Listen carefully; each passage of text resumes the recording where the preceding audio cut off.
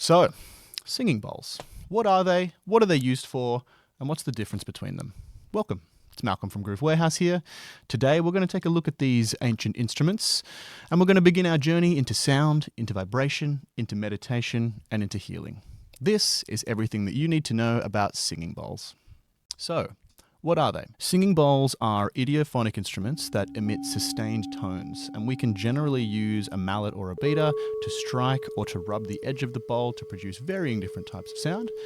And of course, it's handy to remember that these instruments don't just produce tones, but in fact they emit frequencies. And your body, being over 70% water, will always respond to various frequencies that are out in the air. And every cell in your body can feel these vibrations when particular bowls are used.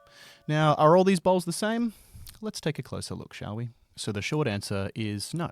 Generally, we divide bowls between two main types: Himalayan or Tibetan style singing bowls, which are typically made of a metal or a metal alloy, and crystal style bowls. When it comes to Tibetan or Himalayan style bowls, typically the main features that we see of these guys is that they're an alloy, so a mix of metals. These bowls are typically made by hand hammering a metal alloy into shape to both produce the shape and the pitch that it's going to actually sing in.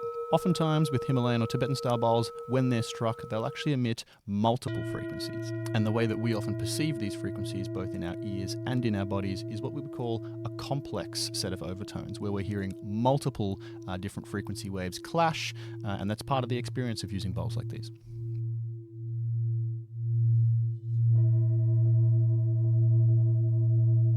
In a generic way, we can think of Tibetan or Himalayan style bowls as typically giving us a kind of a deep sense of grounding as well. Now, on the other hand, we've got crystal style bowls. Crystal bowls are typically made from a composite quartz or from a pure quartz material. Crystal bowls typically emit a very clear, very cutting, and a direct sound.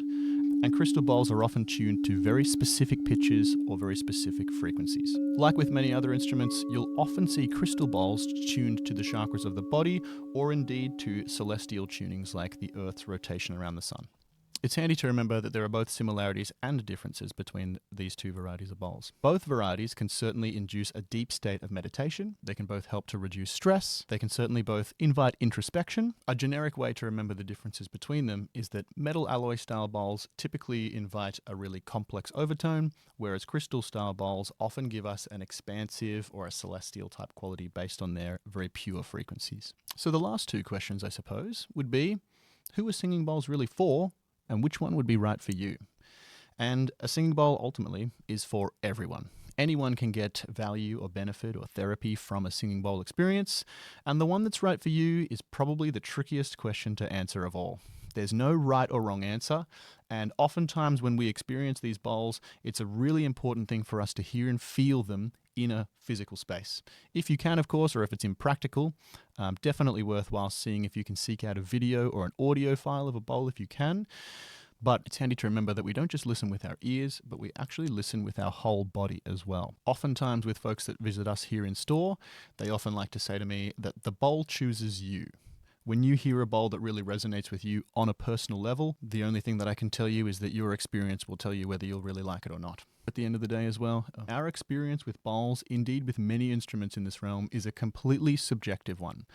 What you like and what I like aesthetically may be two completely different sounds, and we may get value or therapy from very different experiences that we can have with singing bowls. So there's no right or wrong answer necessarily, but really worthwhile asking yourself, do I like this bowl?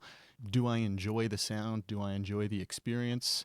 Those are the kinds of questions that you typically want to be asking yourself, I think, when you're working with bowls of this kind. And lastly, of course, we come to accessories, beaters, all of the extra stuff. When you're working with singing bowls, if you're a practitioner, a sound healer, or even just working in meditation in a solo capacity, protecting your instruments to me is a must, particularly with the crystal varieties. These ones are often much more sensitive and fragile than the metal varieties. So having a bag for an instrument like these, to me, is a must-have. And there are a variety of different ways that we can draw sounds out of bowls as well. And so we often will need to be discerning about the tools that we want to use to be able to draw those sounds out. For both bowl varieties, we often work between a suede style beater or a silicon or rubber style beater to be able to draw out a variety of sounds from these bowls.